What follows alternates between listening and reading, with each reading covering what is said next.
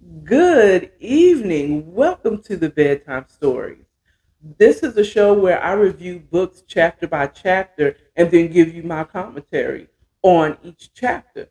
So let's get into doing the review of Caught Up Loving a Trill One, Chapter 11. This will be the 12th episode. So you want to get this book. This is Caught Up Loving a Trill One 4. This is the fourth book of the series.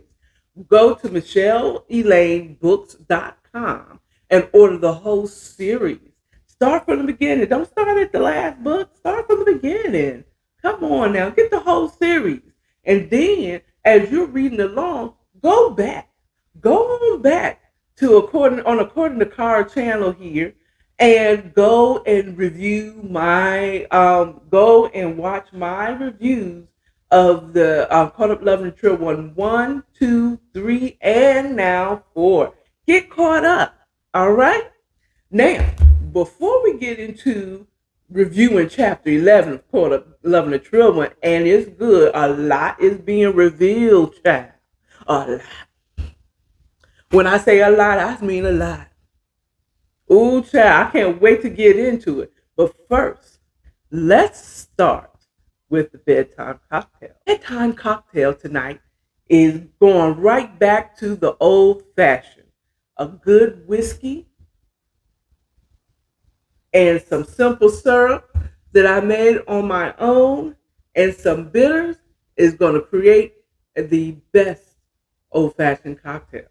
Now, I looked up what are the best, most reasonably priced whiskeys that I could buy. And Bardstown was one of the top ones. Bardstown, that's Bards Town. Okay? This is what I have here. I have Old Bardstown. Bardstown. So let's get into the cocktail. So what we're going to do is we're going to do 2 jiggers of this tasty whiskey. And we're going to taste this whiskey before we commits to cocktailing it up. So here's 2 jiggers. Here's the 2 jiggers. 2 jiggers. Here's the 2 jiggers. 1. Do do do do do do do do do 2. Do do do do do do do do do. Now, let me tell you something. One of the best things about a good whiskey is that it's sippable without adding any sugars and bitters and ice and all of that. So let's taste this old Bardstown whiskey.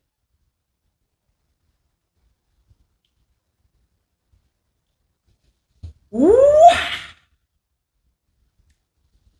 If steam were coming out of my ears and my hair was lit on fire, would explain that sip.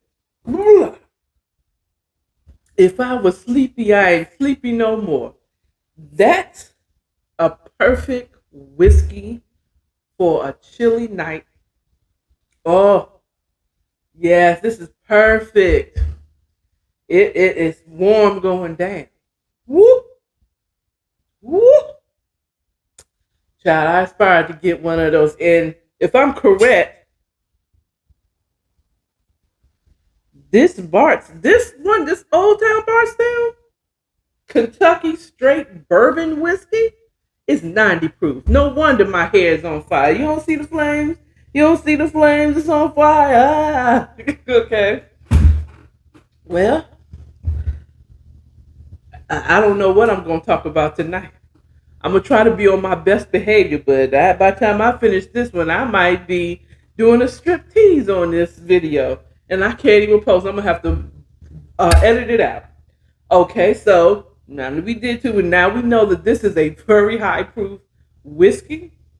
We're going to put enough. We're going to do 1 jigger of simple syrup.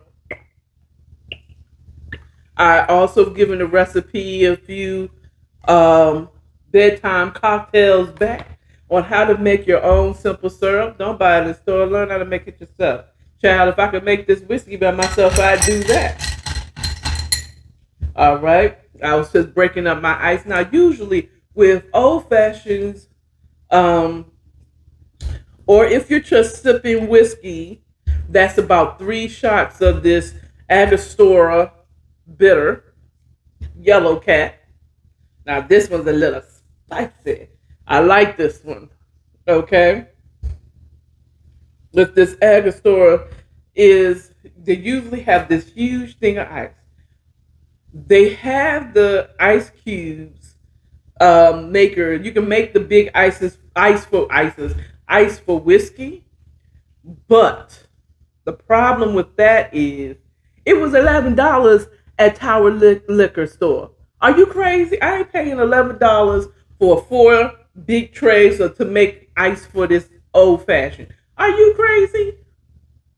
Who do you think you are? So I'm just gonna use my regular ice from my refrigerator, my freezer. You're gonna put all the ice in there.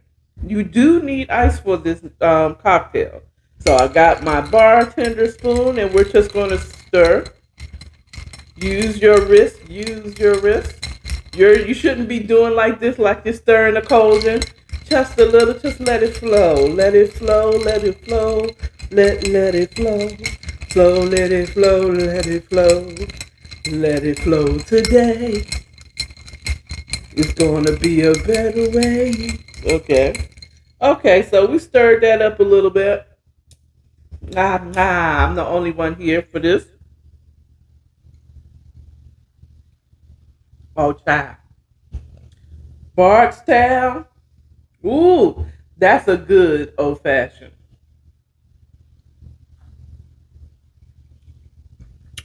Oh, yes.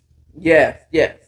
Let's get into chapter 11 of Caught Up Loving a Trill One. Child, child.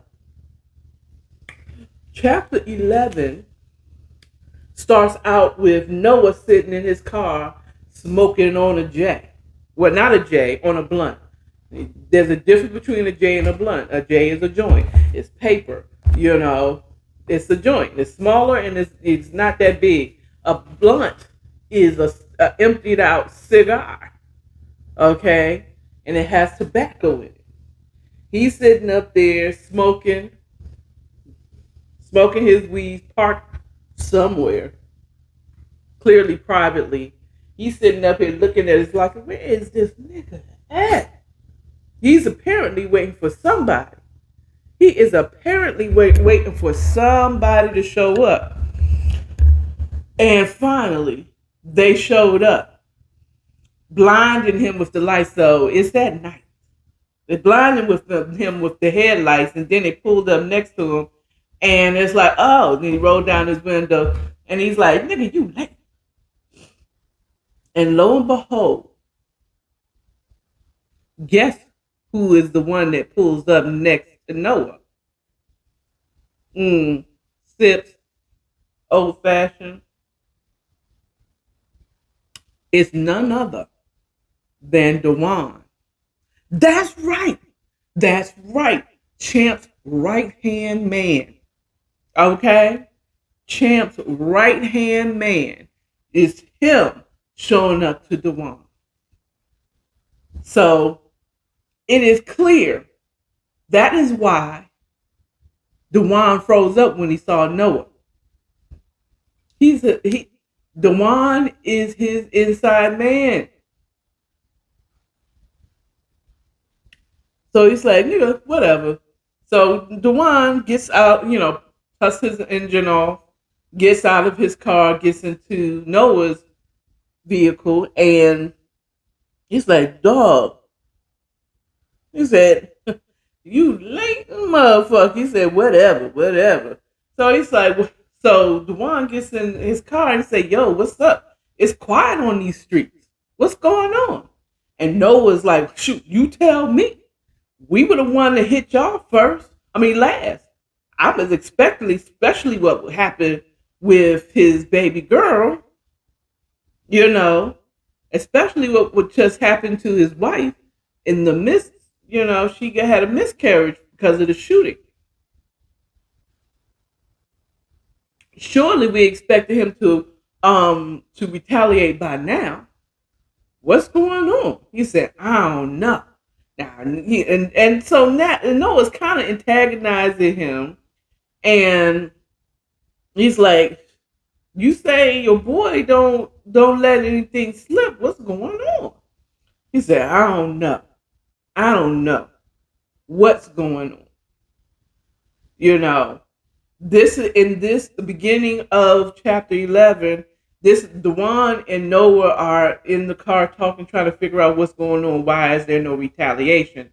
But in it, it reveals why they're doing it. So it's not that Dewan is Noah's inside man, but Noah is Dewan's inside man when it comes to Scar's camp, okay, to Keon's camp.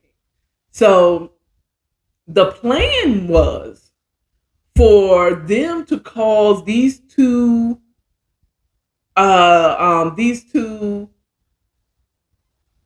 groups of street pharmaceutical companies to go at it, and they wanted, like no Keon's people to kill off Champ so that Dewan would move into leadership role, and for Noah it was to kill off Keon so that he can move into his rightful place as running this street pharmaceutical company.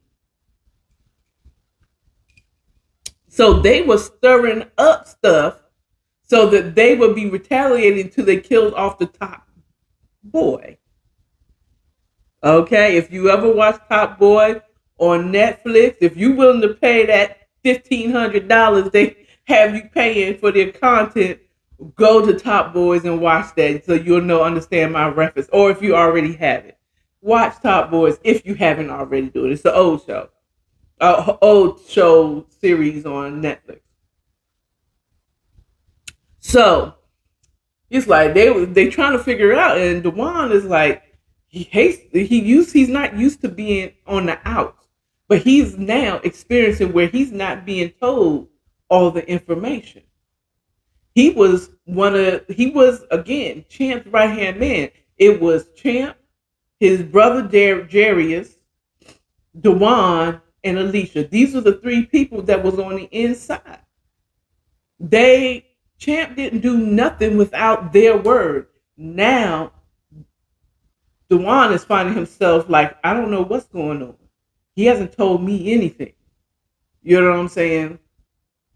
I don't know. And Noah's like, what you mean you don't know? What you mean you don't know? I thought you was his right hand. He said, I know. But lately they have been keeping me out the loop. I don't be knowing what's going on. And he's like, that's weird. And Noah said, you know what? I noticed that they're kind of keeping me out of the loop in my camp too. I don't even know where the new spot is for where we keep our pharmaceuticals. Now, pause for the cause. Now, at some point, they haven't recognized that both their camps are keeping them on the outs when they were at least on the inside to know enough so that they could do something. Hey, Dewan and Noah, babies, they suspect y'all are your slip is showing, as we used to say back in the day. Your slip is showing. They know it's you. You has proven to be suspicious, so they're going to keep you on the outs. So at this point, y'all don't need to be planning anything. But just like dum-dums that think they got shit under control, they just changed the plan to figure out, well, I don't know who, I can't just run up on Champ. Now Noah's like, no, Dewan said to Noah, sorry, it's already taken effect, this 90 proof whiskey. No, I mean, Dewan told Noah's like, look, you might be able to run up on Keon and shoot him yourself, but I can't do that shit with Champ. Okay, you got to be one wise cookie if you want to catch him slipping. Okay, so I can't do that. You might be able to do that and take over the whole Keon camp, but I can't do that with Champ.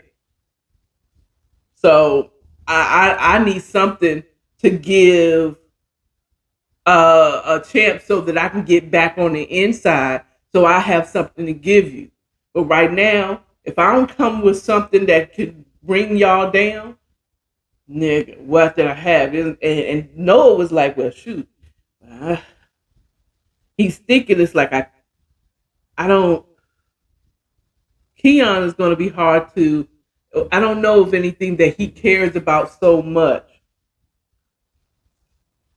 except for his own life. And so he started thinking, and then he remembered. Now, if you remember back in chapter 8, 9, when Miss Toy went to visit her man Saint, mm-hmm, and they end up making sweet, sweet, passionate love that night. And she went with him to the airport. And at the end of that chapter, it says they were unaware of the other eyes that saw them. The other eyes was Noah. And he said, ding, ding, ding, ding. I know how we can. I don't know how we can get with Keon. Move Keon to do anything because he's just like he's in a good place. He's happy. There's no retaliation and going back and forth. It's going to be hard to move him to try to retaliate. Especially since we were the last one to make a move. Zeus is in the same. He's like, I don't feel like I'm not gonna. He's also not gonna retaliate if Champ isn't doing anything, right? But no, remember seeing Toy with Saint at the airport with Zeus. He said, I know how we can get to Zeus. I don't got nothing on Keon, but Zeus, we're going to have to go after Toy Ford. He said, whoa. I said, I mean, I don't have nothing against Toy. This is Noah. He's like, I don't got nothing against Toy. She's real cool with me, but look, I got to do what I got to do to get that power. You know what I'm saying? So if that means we got to kidnap her and threaten her life for Zeus to feel, if y'all need to kidnap her so that he will retaliate, because I think he would kill for her. He will make a move if someone touches Toy or come close to her. Okay? Champ was easy, but he hadn't made a move yet, wisely. And he's not telling Dewan wisely.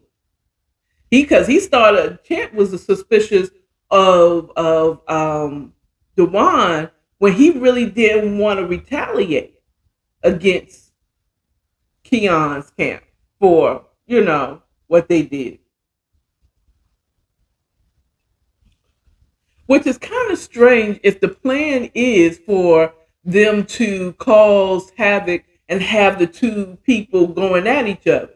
Because Keon, oh, that's the thing. He didn't want to ruin his deal because Keon, if they went after Noah, that's not the one you want to kill. They wanted Keon killed. Not okay. Ooh, child. So they make plans to, they start dividing. It's like, all right. They had the Birdman hands. I said, we now know how we can strike. Y'all can strike back. You can take that to Champ and tell him we're going to have to go after Toy Ford. Okay? If you really want to hurt them, you're going to have to go with Toy. Go after Toy. Now, how Dewan is going to convince Champ this easy. He could just say, look, they went after your wife miscarried y'all's child because they decided to shoot up the place. Oh, By the way, excuse me, Dewan said he knew that she was going to be there.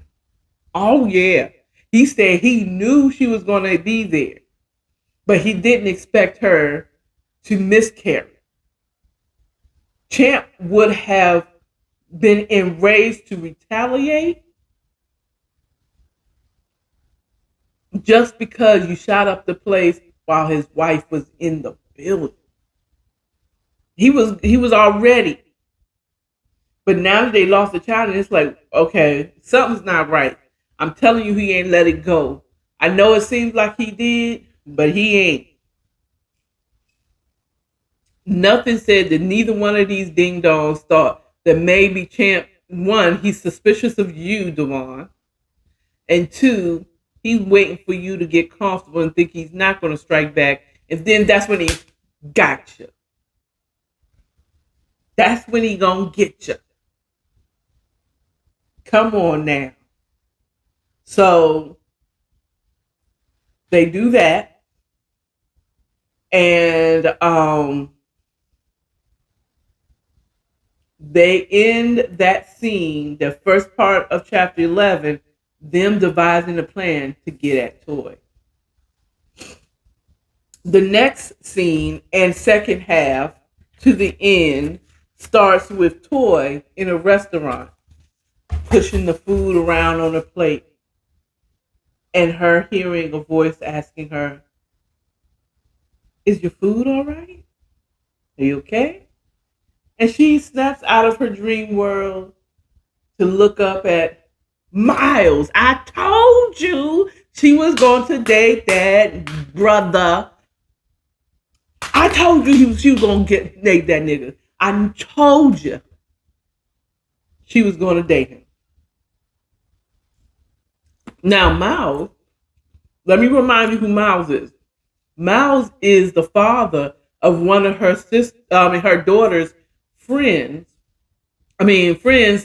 Friends from school. She was at the birthday party, okay, that they were had for one of her daughter's classmates.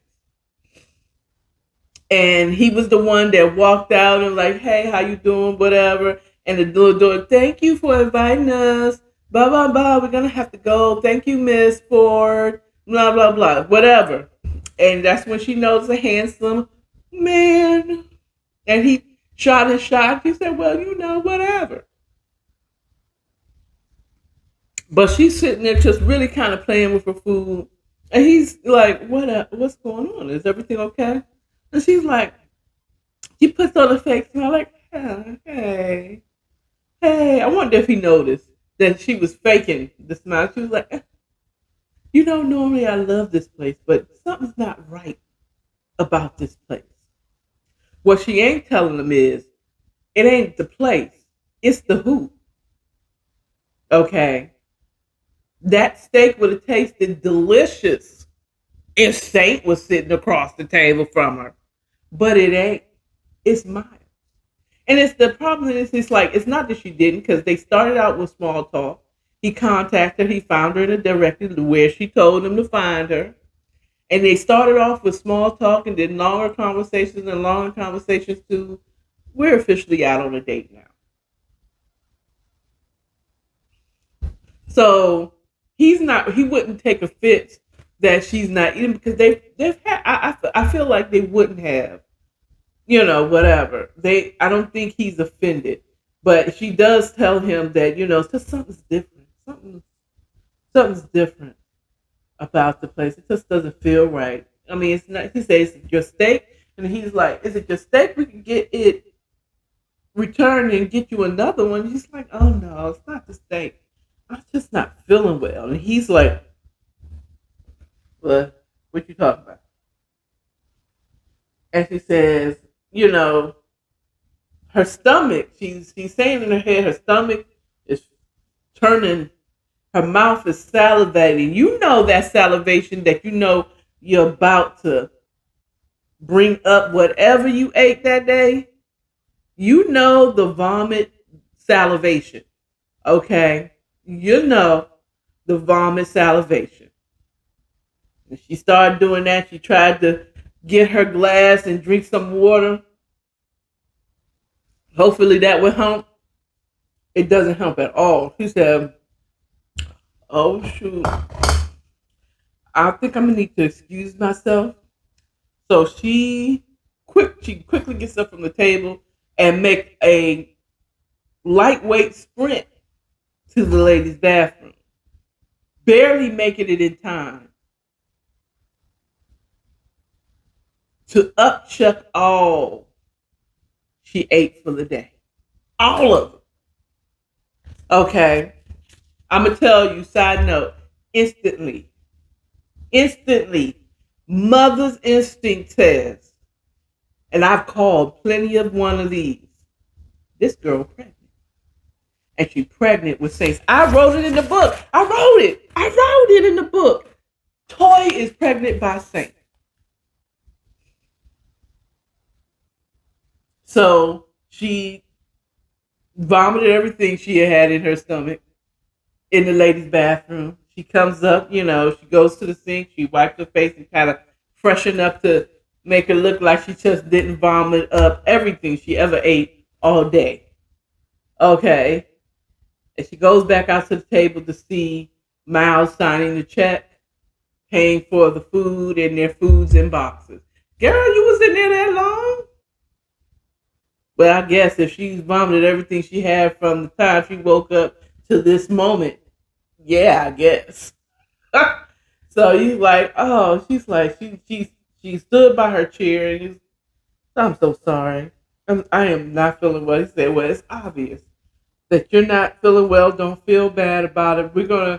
I'm gonna get you on home. I'm gonna get you on home, child. I don't know if you want your food. I know I can finish mine at home, but here's your food. Especially if you're feeling bad. Let's get you home, okay? So she gets home. Thank God she doesn't vomit on the way back. And she gets out of the car. Thank you. I'll see you later. Child, that girl threw her food away as soon as she got out that car. Like, child, I don't want nothing to eat. I just vomited up everything. If I put anything on this stomach, it's gonna come right back out. Gonna just jump right out whole. If I chew on a little bit of steak, that little bite is gonna come back whole. Like pet. Get out of here. I told you I don't want nothing.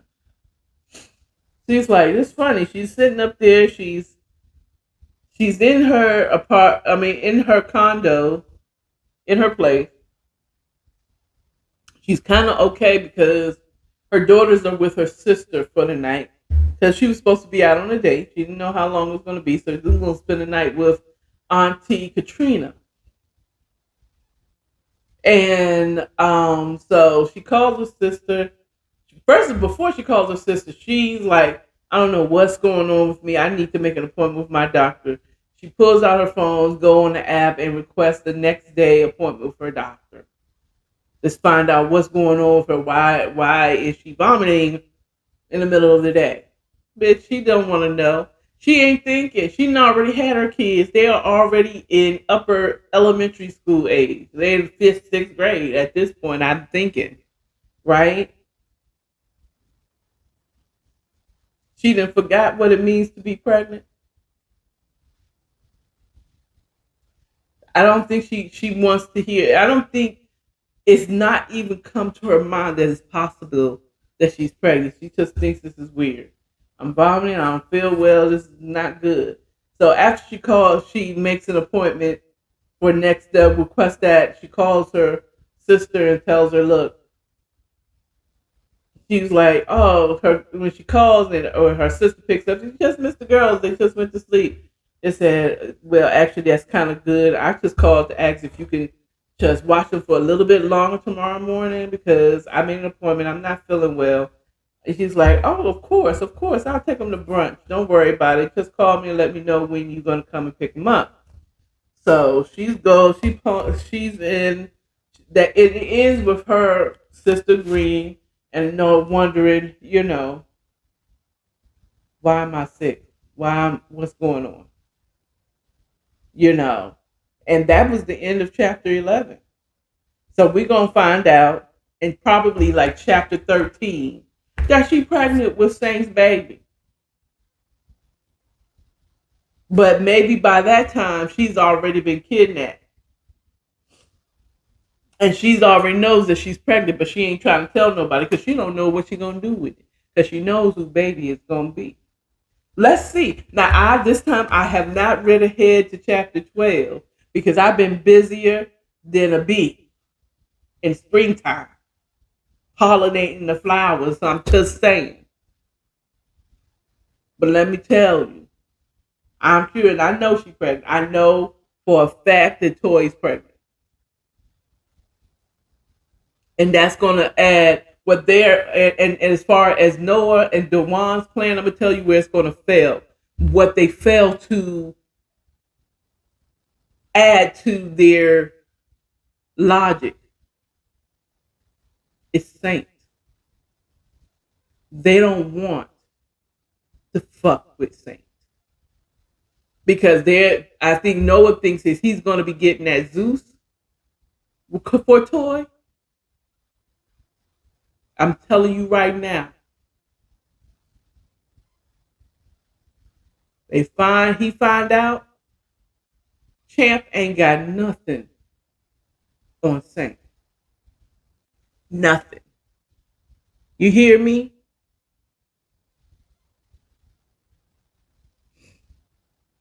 Now the question is, will has Zeus and has Champ narrowed down who the snitches are in their camp? I already know Champ kind of figured it out who it is. Zeus is suspicious of everybody except for Keon. And rightfully. I'm just saying what's going to happen. Stay tuned. Get the book. Read ahead. Leave some comments. What you think. All right? That's all I have for you. I'm not quite twisted, but by the time I finish this up, child, I'm going to be passed out on the couch behind me. Like, anyway, thank you. If you like the content, please like, share, and subscribe. Tell a friend, tell a kin. Also, look forward to part 4 of my travel blog vlog, Budget and Blessings, 3 nights in Vegas. This would be my second night. After my first night is Tuesday, and that should be posted and ready to watch by next week. God's willing. Okay. And then, of course, morning chat, Monday through Friday. Go ahead and watch that. Leave a comment, please. I like to connect with my audience. Hello. And if you have some suggestions, also leave them in the comments. So that's it. You all have a wonderful, wonderful evening. And I'll see you back next week for Bedtime Stories. Y'all have a good evening now. Bye.